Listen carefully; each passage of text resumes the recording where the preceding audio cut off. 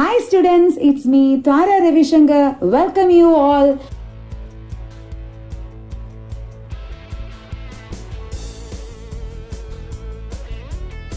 Before we begin, I like to say this is a joyous journey of discovery and knowledge as together we explore the grand old, ever evolving, mesmerizing world of cinema. Today we will discuss about the history of cinema, how the concept of cinema came into being. We will talk about the early years of film and how inventions actually progressed the technological developments of cinema, and about the various pioneers who helped create cinema as we know it today.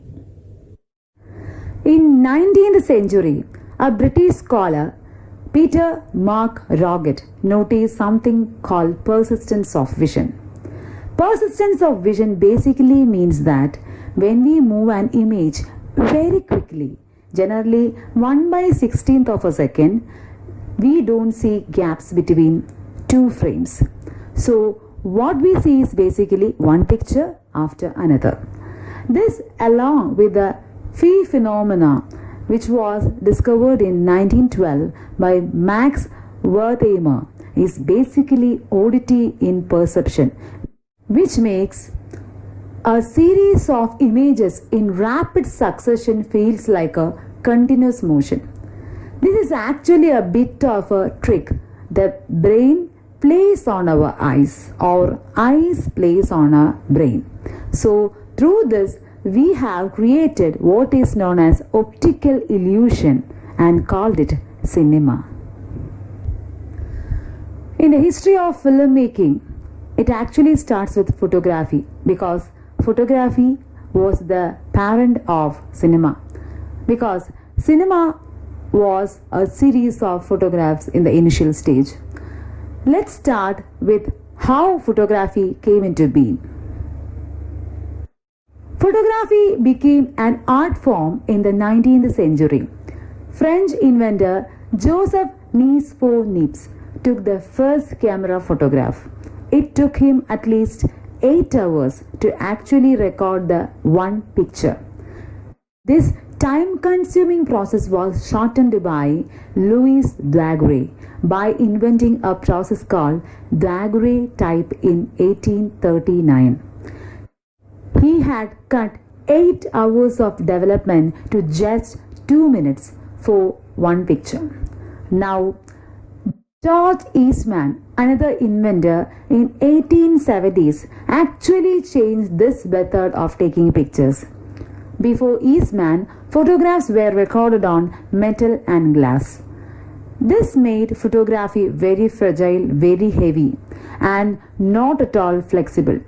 Eastman invented a method of creating pictures on paper other than metal or glass. Another name that we associate with motion picture is Edward Muybridge. He recorded the first motion picture called A Gait of a Galloping Horse in 1878.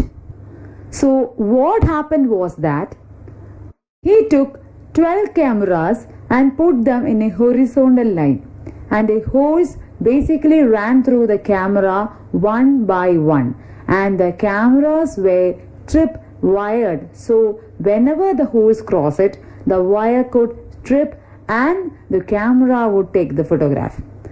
Thus they had 12 continuous photographs of the action. Another inventor called Julius Mary created the photographic gun. It's a sort of a gun, but it used roll of paper. Yes, the same paper invented by George Eastman, and it could shoot 12 continuous photographs. So instead of having to set up 12 cameras like Muybridge, by this, for the rapid gun could take a burst of 12 photographs in rapid succession. This was basically the first motion picture camera. So, which was the first motion picture camera? Yes, the camera made by E.J. Mary, the chronophotographic gun. Now let me introduce two inventors who contributes to the growth of cinema.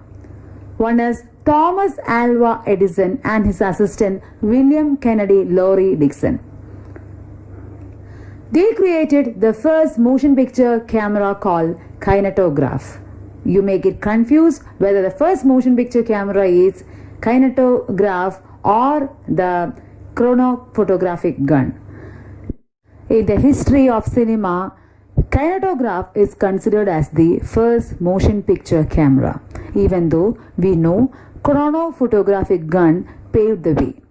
The film was shown through a device called kinetoscope for kinetograph. Thomas Alva Edison was the person who created the first phonograph. The phonograph was the device that could record sound in 1888. He first thought of the idea of marrying the phonograph with supraciscope. Supraciscope was a very early projector made by Maybridge. Thomas Alva Edison saw movies not as a mass media but as an individual viewing experience. So for this, he turned to his engineer William Kennedy Laurie Dixon, who created a device called kinetoscope. It was a heavy device and the viewing portion was on the top. A person could put a coin inside the machine and he could operate it and could see and view the motion picture inside. These motion pictures were about 30 seconds long and there were so many kinetoscope parlors known as Nickelodeons. In 1894, Dixon and Edison experimented with recording sound and images together. For this purpose, they created a device called kinetophone. The device was a kinetoscope connected to a phonograph. These films that they made in hundreds featured vaudeville performers. It's a typical type of entertainment popular in US during that period, featuring a mixture of specialty acts including comedy, song and dance. Vaudeville also include juggling, flexing muscles, then doing magic or dance shows like that.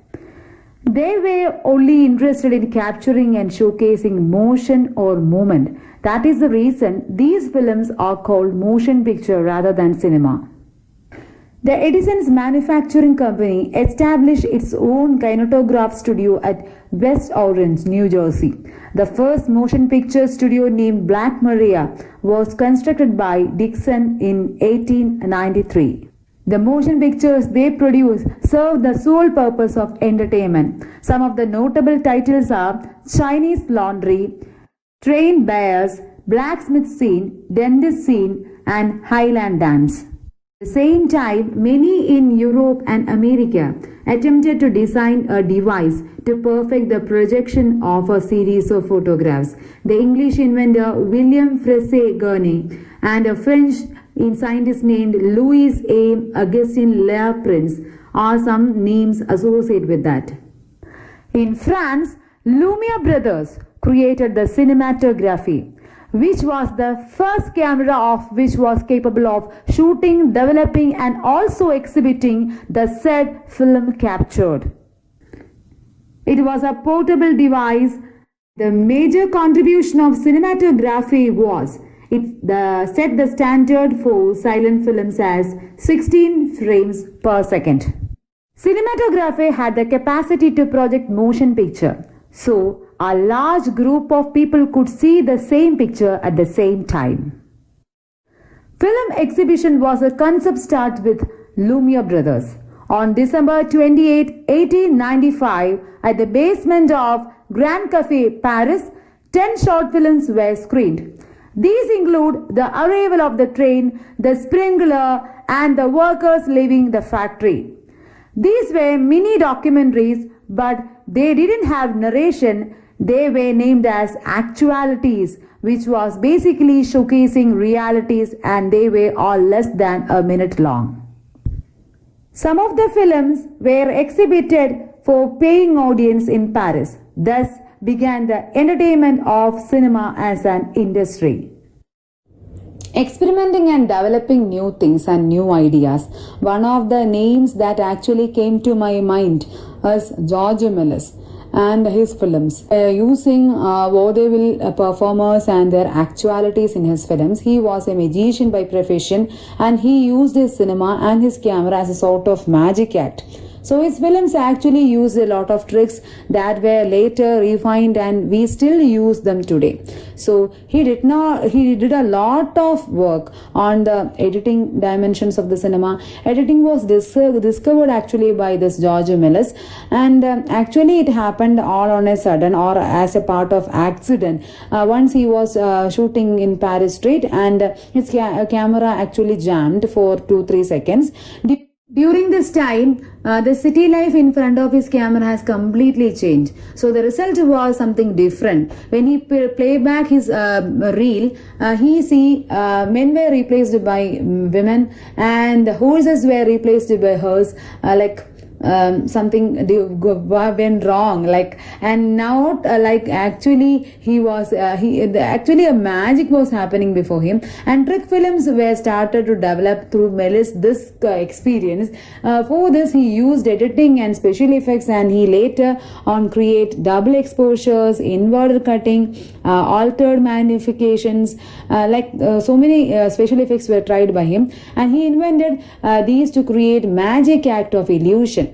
Now his signature film 1902, A Trip to the Moon, which was 14-minute film. So now we have come from 1 minute actualities to a 14-minute film. This was actually 3 times the average length of Lumiere Brothers or Edison's film. The main difference was Melis used all the special effects and trick photography that he had developed over the years, and it was not an actuality film like Lumiere Brothers or that of Edison. It was a narrative-driven, story-driven film.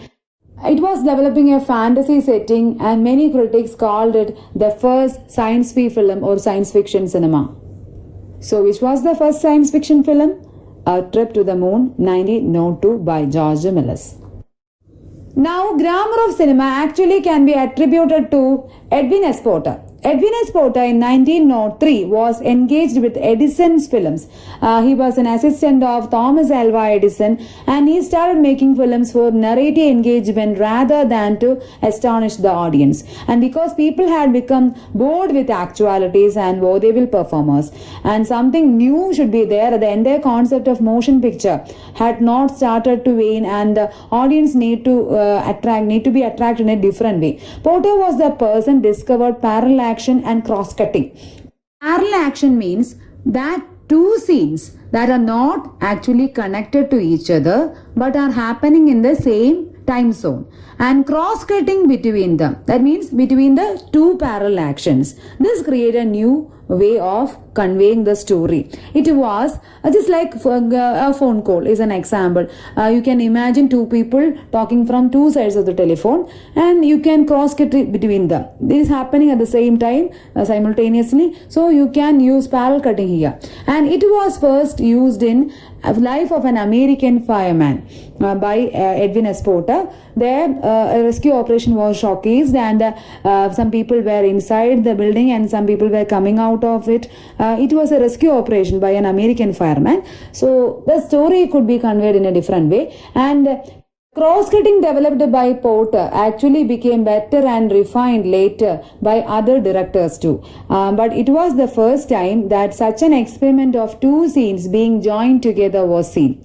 If you look at the films by Melis, you can see the action is happening right in front of the camera.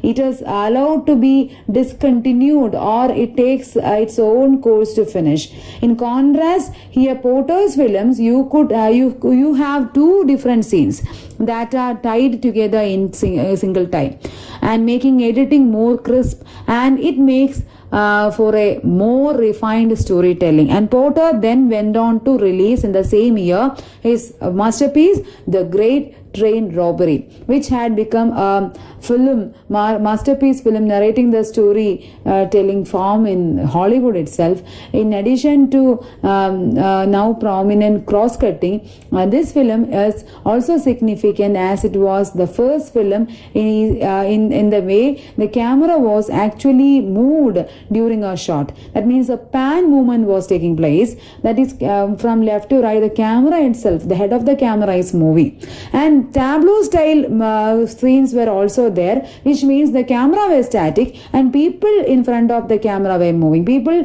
would do the act and they will be doing something different.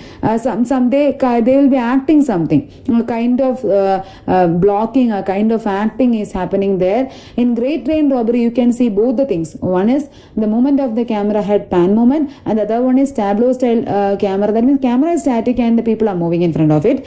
In addition to the tableau style of camera, in one shot, the camera actually moved in the shot to showcase a moving image.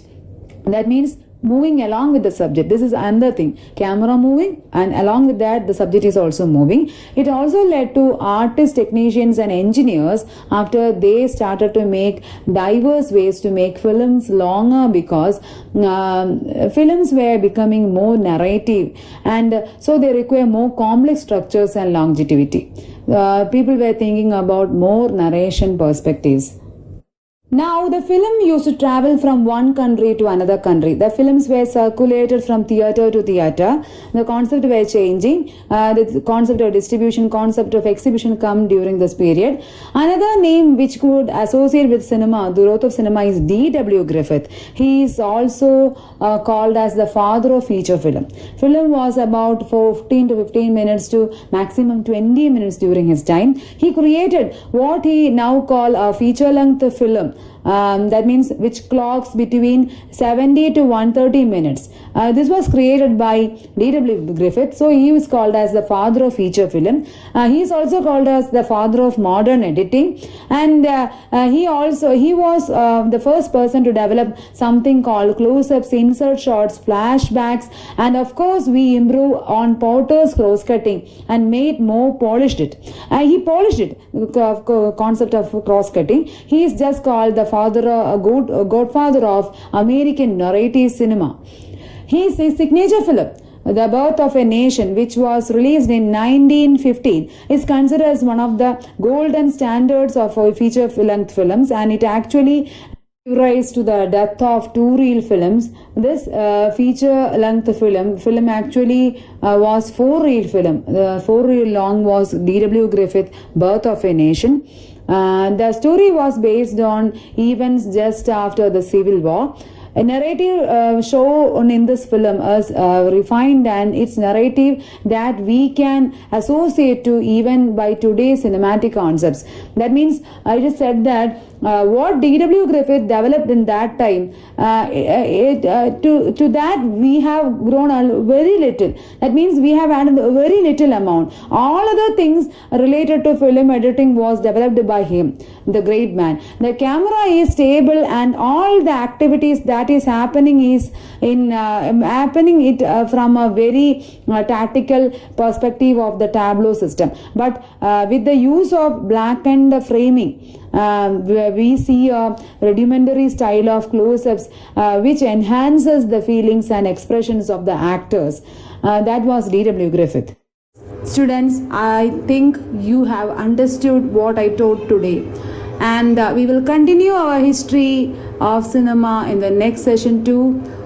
Enjoy learning cinema.